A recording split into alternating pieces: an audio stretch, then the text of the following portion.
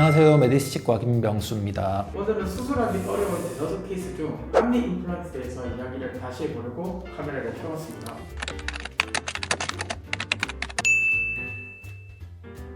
앞니 임플란트는 어렵죠.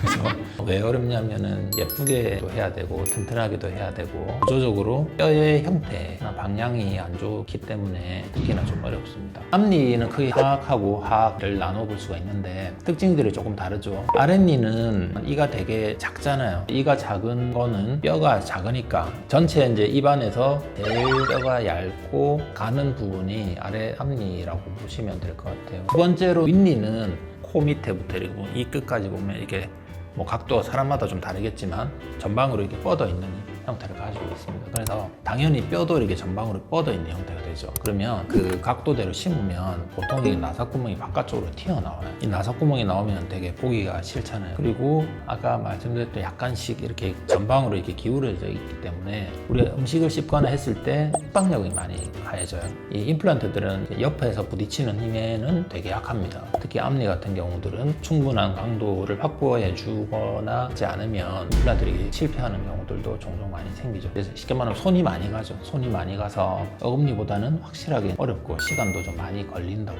보시면 될 것 같습니다.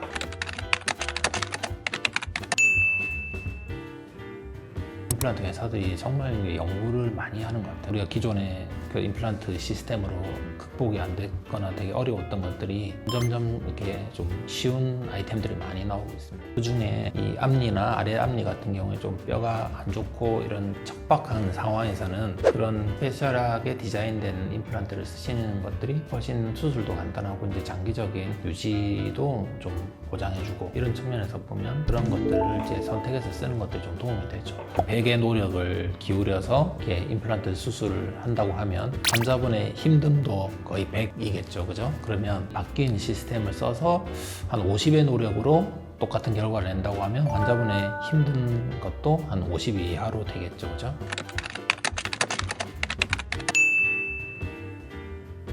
일반 임플란트를 써서 사실 극복이 안 되는 부분도 있거든요. 잇몸이 많이 안 좋아지면 어쩔 수 없이 극복이 안 되는 부분들이 생기는데 그런 부분들을 극복해 주는 아이템들이라서 야, 이런 상황인데 이 정도 결과가 나온단 말이야? 생각보다 괜찮은데? 생각보다 결과가 좋은데? 이런 경우가 제가 경험을 했기 때문에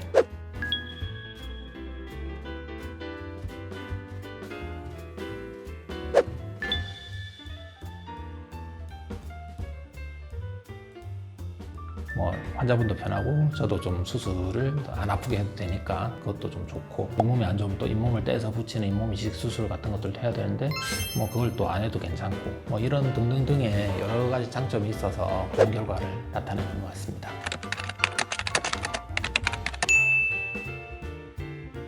예전에 또 한번 물어봤는데 안 된다더라 그래서 그냥 막 포기하고 계셨던 분들도 사실 요즘에는 거의 포기하는 경우는 거의 없는 것 같아요.